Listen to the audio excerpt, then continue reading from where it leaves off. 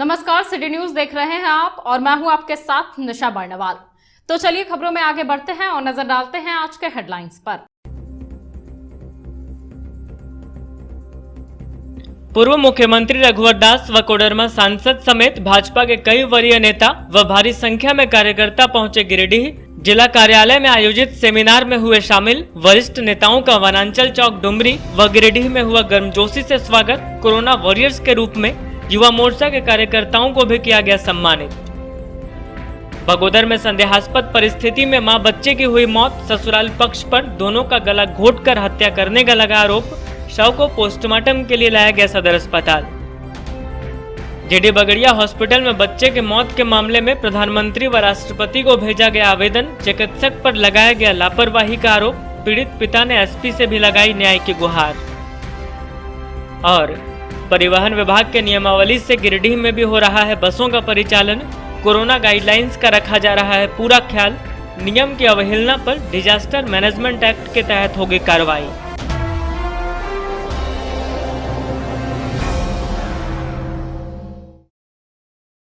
और अब खबरें विस्तार से। हरिचुक स्थित भाजपा जिला कार्यालय में शुक्रवार को प्रधानमंत्री के नेतृत्व में संकट का मुकाबला करता राष्ट्र विषय पर एक सेमिनार का आयोजन किया गया। कार्यक्रम में सूबे के पूर्व मुख्यमंत्री रघुवर दास व कोडरमा सांसद अन्नपूर्णा देवी मुख्य वक्ता के रूप में उपस्थित हुए और प्रधानमंत्री नरेंद्र मोदी के नेतृत्व में किए जा रहे कार्यों पर चर्चा की। वहीं झामुमो कांग्रेस गठबंधन की सरकार पर जमकर निशाना साधा। पचम्बा के हरिचक स्थित भाजपा जिला कार्यालय में शुक्रवार को एक सेमिनार का आयोजन किया गया, जिसका विषय था प्रधानमंत्री के नेतृत्व में संकट का मुकाबला करता राष्ट्र। कार्यक्रम में मुख्य वक्ता के रूप में सूबे के पूर्व मुख्यमंत्री रघुवर दास व कोडरमा सांसद अन्नपूर्णा देवी उपस्थित हुई। को सम्मानित करने का काम करेंगे।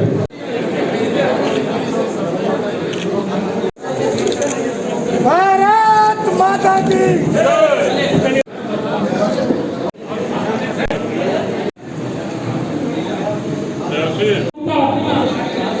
कार्यक्रम को आगे बढ़ाते हुए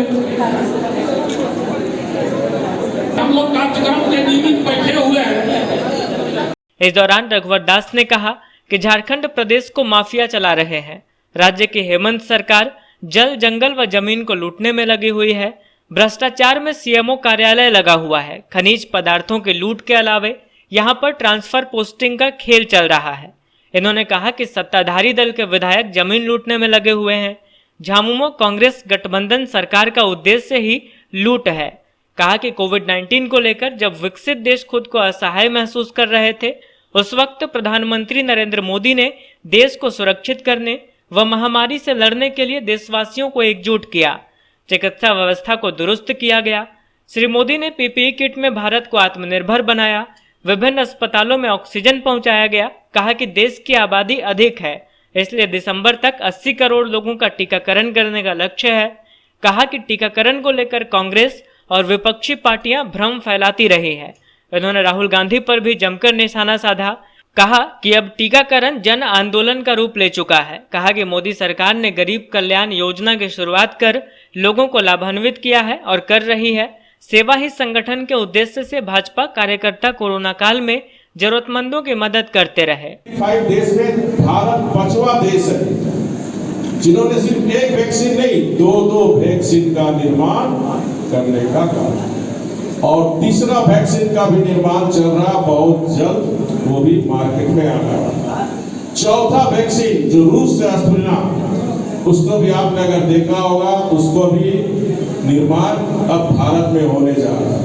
इस तरह आने वाले समय में 4 वैक्सीन मोदी जी के कारण आज टीकाकरण, क्योंकि हमारी आबादी बहुत बड़ी, और इसको ध्यान में रखकर मोदी जी दूरदृष्टि रखते हुए ताकि दिसंबर तक 70-80 करोड़ का टीकाकरण हो सके।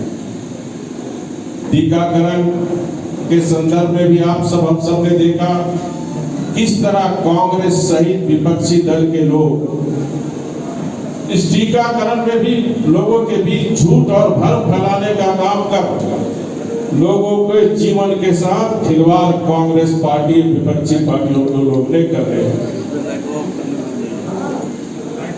और आज जन भागीदारी, सामाजिक संगठन और भारतीय जनता पार्टी जैसी राजनीतिक दल के कारण आज टीकाकरण एक जन आंदोलन में रूप लेते हुए अब भारत के हर लोग, चाहे गांव हो, कस्बे हो, टीकाकरण लेने का काम कर रहे हैं। और अभी तक लगभग 33 करोड़ टीकाकरण हो चुका, जो 45 से एवं 18 से जो युवा शक्ति है हमारी राष्ट्र की शक्ति, तो 18 से 45 के लिए पूरे देश में फ्री वैक्सीन मोदी जी ने 21 तारीख को अंतर्राष्ट्रीय योग दिवस के अवसर पर उसका उद्घाटन किया और 21 जून से लेकर अभी तक 12 करोड़ युवा शक्ति को टीकाकरण हो चुका है।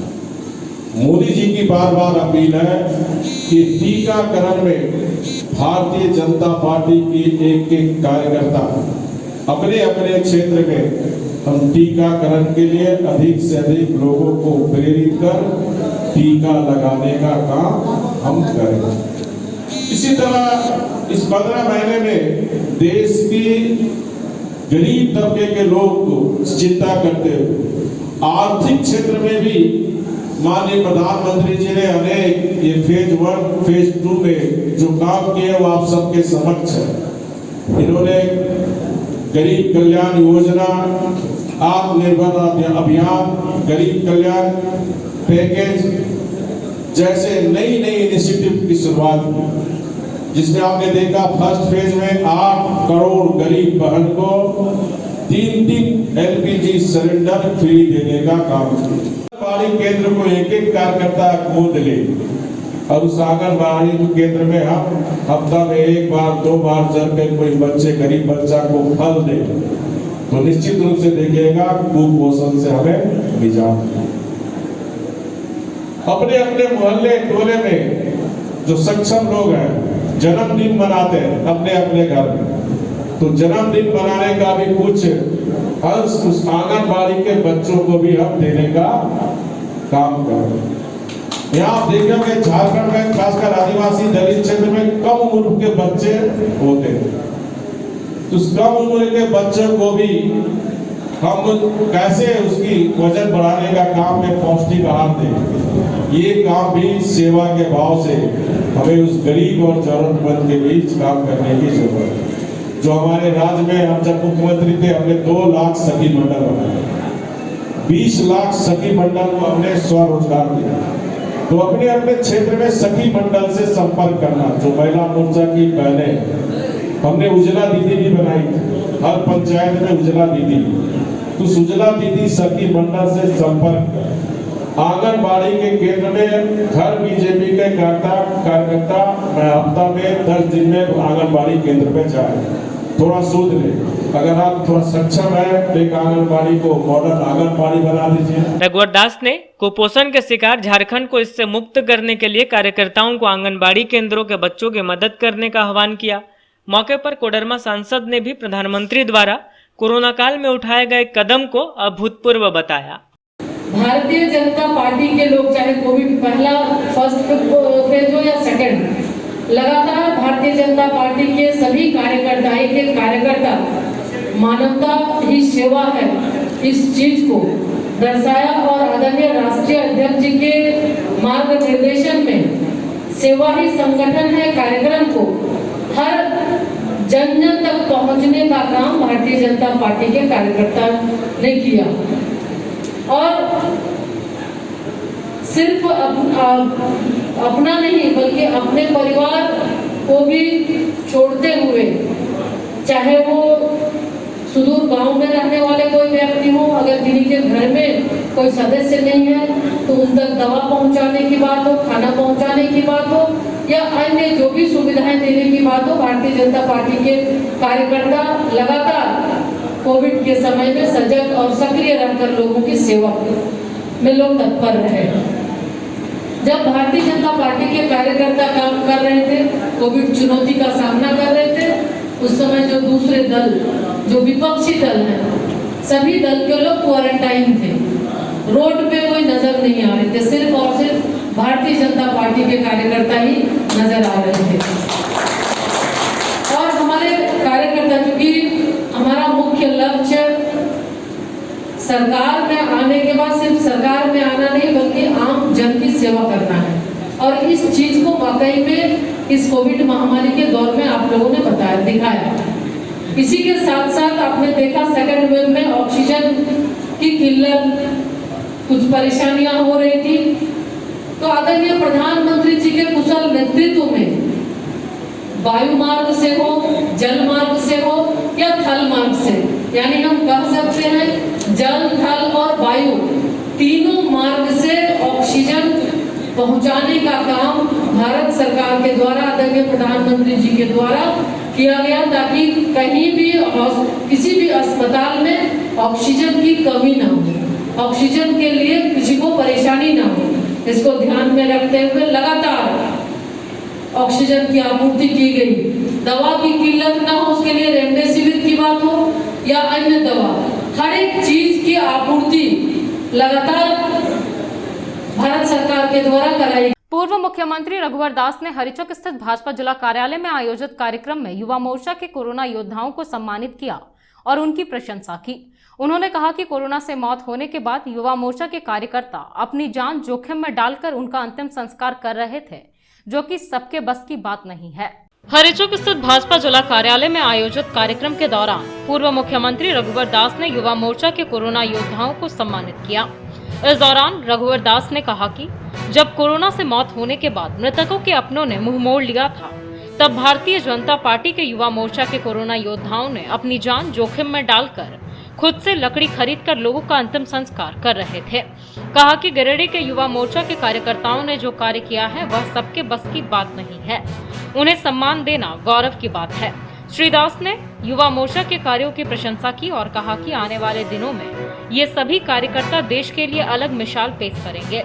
रघुवर दास से युवा मोर्चा के जिला अध्यक्ष रंजीत कुमार राय, उपाध्यक्ष आकाश सिंह, जिला महामंत्री मिथुन चंद्रवंशी, नगर अध्यक्ष विवेक गुप्ता, सोनू सिंह, मनोज हाजरा, गौतम भदानी के अलावे कई कार्यकर्ताओं को सम्मानित किया गया। अब मैं अपने जिले का गौतम भदानी, सुनील चौरसिया, आगे आइए गौतम भी आगे ग्रहण कर ले। अब मैं आग्रह करना चाहूँ बिहार महिला मोर्चा के उपाध्यक्षा श्रीमती शालिनी खैर जी से कि आवे और अपने दोनों मुख्य अतिथियों को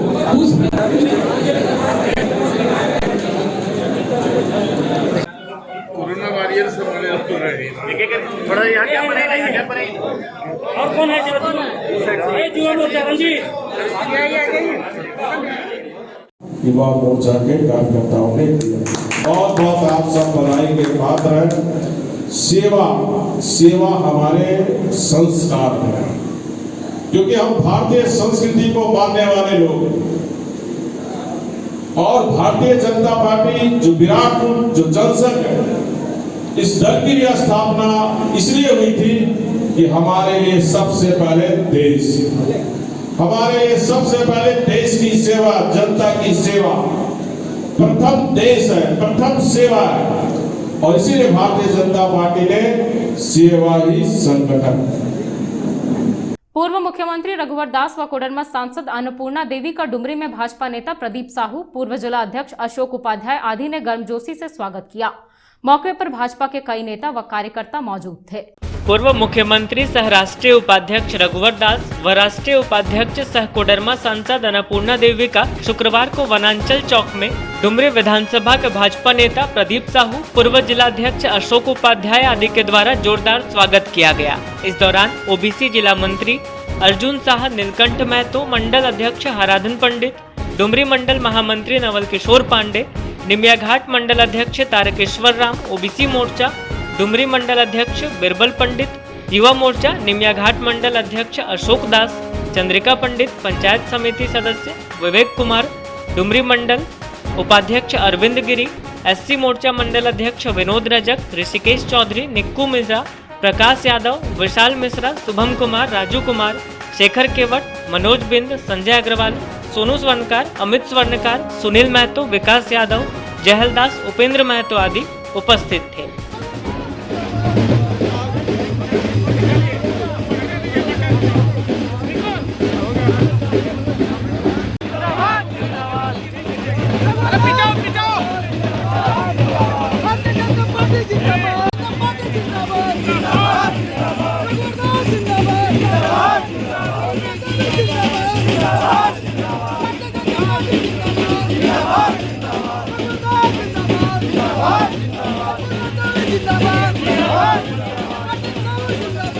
से निकल के गिरिडीह में पार्टी ऑफिस में कार्यकर्ताओं के साथ बैठक है और उस बैठक के बाद फिर वापस वो रांची जाएंगे। इसी क्रम में डुमरी मोड़ में कार्यकर्ताओं द्वारा पूर्व मुख्यमंत्री से राष्ट्रीय उपाध्यक्ष का भव्य स्वागत किया। भाजपा के हरिचौक स्थित जिला कार्यालय में कोविड की चुनौतियों से निपटने को लेकर कार्यक्रम आयोजित किया गया था, जहां कोरोना गाइडलाइंस को ही अनदेखा कर दिया गया। यहां ना तो मास्क का कोई खास ख्याल रखा जा रहा था और ना ही सोशल डिस्टेंसिंग का। गिरिडीह के हरिचौक स्थित जिला कार्यालय में आयोजित भाजपा के कार्यक्रम में कोरोना गाइडलाइंस की धज्जियां उड़ाई गई। असल में कोविड-19 की चुनौतियों से निपटने को लेकर भाजपा जिला कमेटी ने शुक्रवार को पचम्बा के हरिचौक स्थित पार्टी कार्यालय में सेमिनार का आयोजन किया, जहां पार्टी वर्करों को टिप्स देने के लिए खुद पूर्व सीएम रघुवर दास और कोडरमा सांसद अन्नपूर्णा देवी, मांडू विधायक जयप्रकाश भाई पटेल, जमुआ विधायक केदार हाजरा समेत कई नेता शामिल हुए। तो दूसरी तरफ पार्टी कार्यालय में हुए सेमिनार में भी कोरोना प्रोटोकॉल और सामाजिक दूरी के सारे नियम भी खूब तार-तार होते दिखे। पूर्व सीएम और कोडरमा सांसद ने मीडिया के कैमरे से बचने के लिए मास्क तो लगा रखा था, लेकिन जिले के कई बड़े नेताओं के चेहरे से मास्क गायब था। यही हाल कार्यकर्ताओं का भी दिखा, जो पीएम मोदी की नसीहत भूलते दिखे। इतना ही नहीं, मंच पर ही पूर्व सीएम और सांसद समेत अन्य नेताओं की कुर्सियां एक दूसरे से सटाकर लगाई गई थी।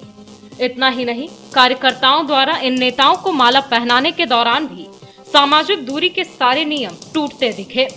सेमिनार में मौजूद अतिथियों को माला पहनाने की जिस प्रकार होड़ लगी हुई थी, उसमें कोविड के सारे प्रोटोकॉल ही टूट गए। जाहिर सी बात है कि जब पीएम मोदी की अपील उनके पार्टी के कैडर ही नहीं मान रहे हैं, तो आम लोगों से क्या उम्मीद किया जाए, वह भी तब जब पार्टी द्वारा सेमिनार ही रखा गया हो महामारी के चुनौतियों से निपटने का। ऐसे में इन पर सवाल उठना भी तय है। नगर थाना पुलिस ने शहरी क्षेत्र के बड़ा चौक, कालीबाड़ी चौक समेत विभिन्न चौक चौराहों पर फ्लैग मार्च कर लोगों से कोरोना गाइडलाइंस के अनुपालन की अपील की। बताया गया कि लॉकडाउन में मिली छूट का कोई नाजायज फायदा ना उठाए, इसको लेकर पुलिस बल द्वारा फ्लैग मार्च किया गया। लॉकडाउन में मिली छूट का कोई नाजायज फायदा न उठाए, इसको लेकर शाम से लेकर देर रात तक नगर पुलिस ने शहरी क्षेत्र में फ्लैग मार्च किया और लोगों को हिदायत दी। इस दौरान बड़ा चौक से लेकर गद्दी मोहल्ला, कालीबाड़ी, टावर चौक होते हुए भंडारीडीह तक पुलिस का अभियान चला और 8 बजे रात तक सभी दुकानों को बंद कर देने का निर्देश दिया गया।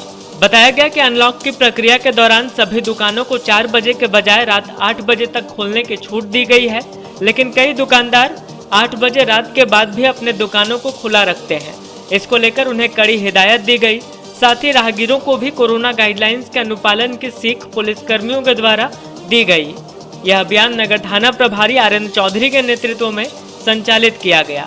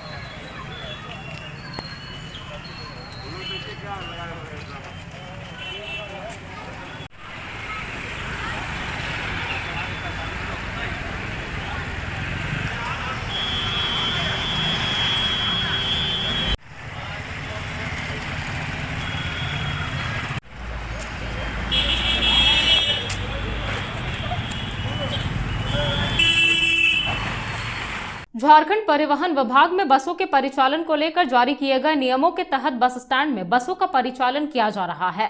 इस बाबत बताया गया कि बस संचालकों द्वारा यदि जारी नियमों की अनदेखी की जाएगी तो डिजास्टर मैनेजमेंट एक्ट, व मोटर व्हीकल एक्ट के तहत उन पर कार्रवाई की जाएगी। झारखंड परिवहन विभाग में बसों के संचालन को लेकर कई तरह के नियम जारी किए गए हैं। गिरिडीह बस स्टैंड से भी जारी नियम के अनुसार ही बसों का परिचालन हो रहा है। बताया गया कि बस सहित अन्य व्यावसायिक वाहनों में यात्रियों से पहले से तय किराया ही लेना है। इससे ज्यादा पैसे लेने वाले वाहन संचालक व स्टाफ के खिलाफ कार्रवाई होगी। वहीं सीट से ज्यादा सवारी ले जाने पर भी कार्रवाई की जाएगी। बस या अन्य व्यावसायिक वाहनों में सीट भर सवारी ही बैठा सकते हैं। सभी को मास्क पहनना अनिवार्य होगा। बसों के शीशे खुले रखने को कहा गया है ताकि हवा आ जा सके। वहीं यात्रियों से भी टीका लेकर यात्रा करने की अपील की गई है। चालक व सह चालक सभी को मास्क पहनना अनिवार्य होगा। वाहनों को नियम के तहत सैनिटाइज करना है। यात्रा के दौरान यात्री व स्टाफ सार्वजनिक स्थानों पर नहीं थूकेंगे। गुटखा, धूम्रपान, खैनी पर रोक रहेगी। बस परिचालन को लेकर विभाग के निर्देशों का पालन नहीं करने पर डिजास्टर मैनेजमेंट एक्ट व मोटर व्हीकल एक्ट के तहत कार्रवाई की जाएगी। बस संचालकों से कहा गया है कि वे अपने स्टाफ को कोरोना का टीका दिलाना सुनिश्चित करें। जीडी बगड़िया हॉस्पिटल के चिकित्सक डॉक्टर अर्जुन कुमार पर श्रावण कुमार ने अपने 27 माह के बच्चे की मौत का आरोप लगाते हुए गिरिडीह एसपी को आवेदन देकर कार्रवाई की मांग की है। इन्होंने बताया कि चिकित्सक के खिलाफ इन्होंने पचम्बा थाने में भी आवेदन दिया था, लेकिन कोई कार्रवाई नहीं की गई। चिकित्सकों की लापरवाही से एक 27 माह के बच्चे की मौत का आरोप लगाकर एक पिता ने शुक्रवार को गिरिडीह एसपी को आवेदन दिया। वहीं आवेदन की प्रतिलिपि कई वरीय अधिकारियों के अलावे प्रधानमंत्री और राष्ट्रपति तक को प्रेषित किया है। आरोप है कि इनके आवेदन के आलोक में पचम्बा थाने में मुकदमा दर्ज नहीं किया जा रहा है। आवेदन की प्रतिलिपि प्रेषित करने के लिए गांधी चौक स्थित बड़ा डाकघर पहुंचे। श्रावण कुमार ने बताया कि बोडो स्थित जीडी बगड़िया हॉस्पिटल में बीते 23 जून को इनके बेटे अयांश कुमार की डॉक्टर की लापरवाही से मौत हो गई थी।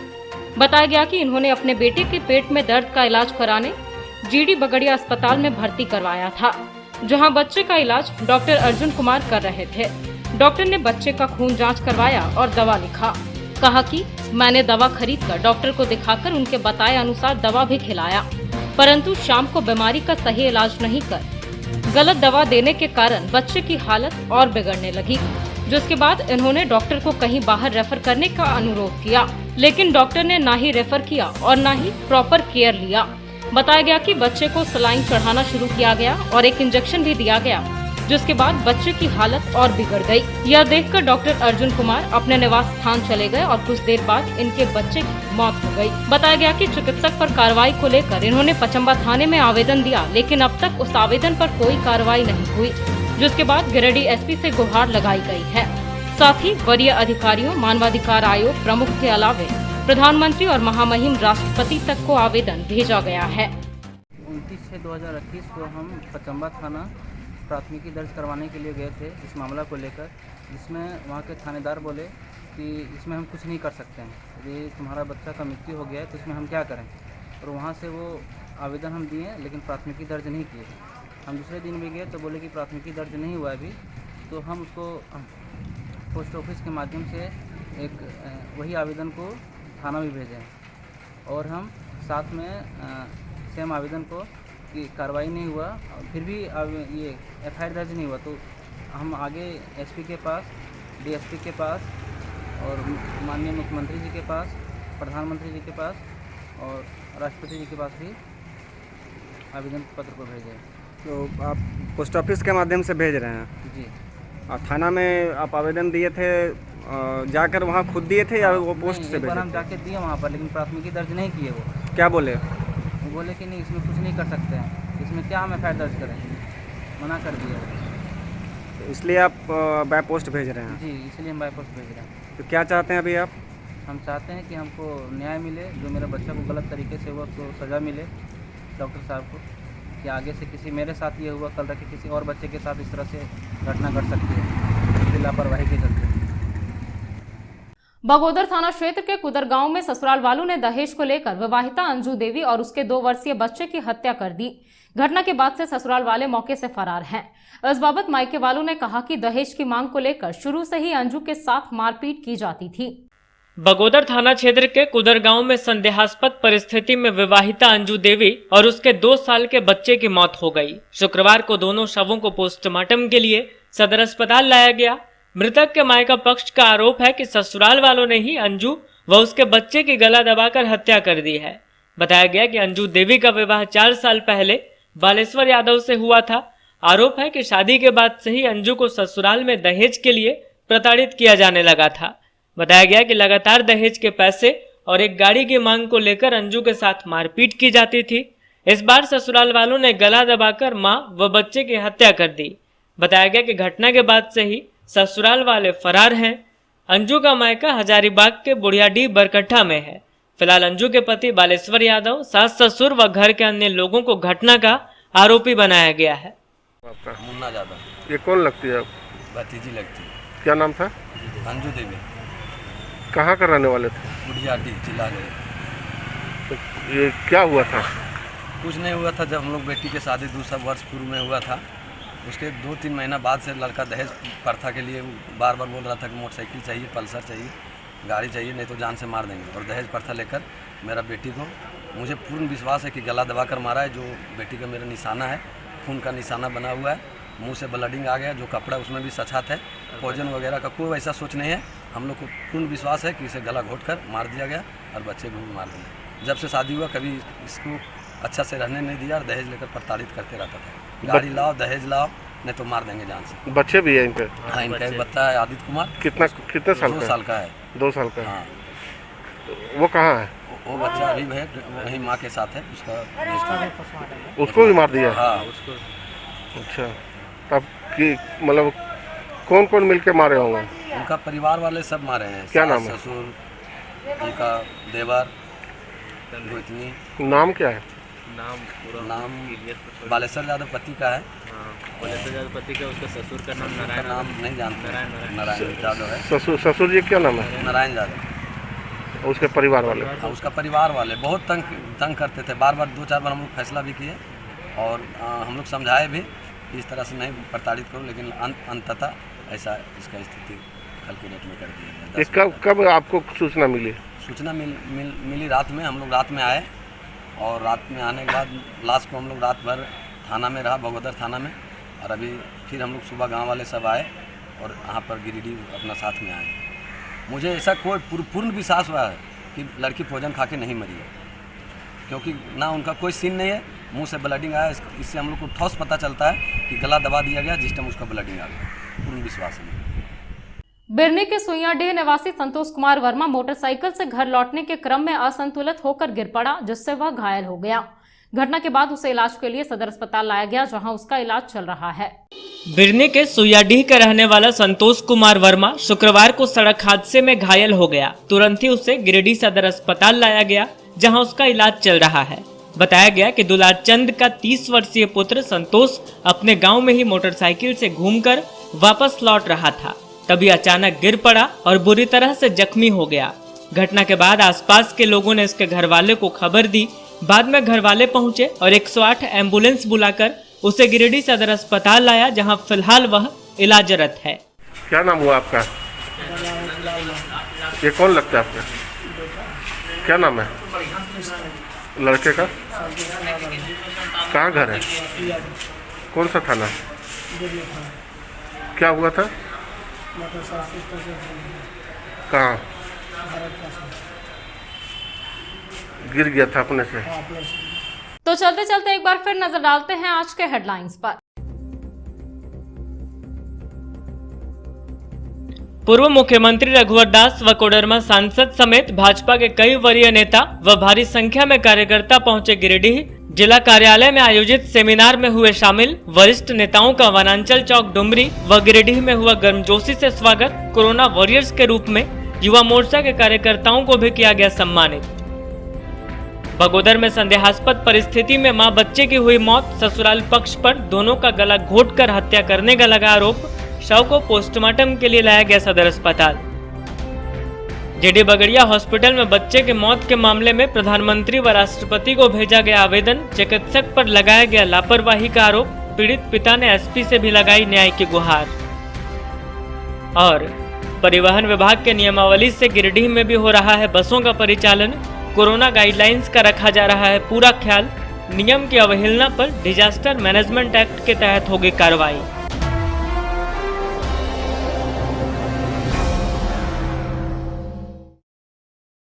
तो दर्शकों, ये था हमारा आज का न्यूज अंक। आज के अंक में बस इतना ही। कल फिर होगी मुलाकात कुछ अन्य खबरों के साथ। तब तक के लिए दीजिए मुझे और मेरी पूरी टीम को इजाजत। नमस्कार।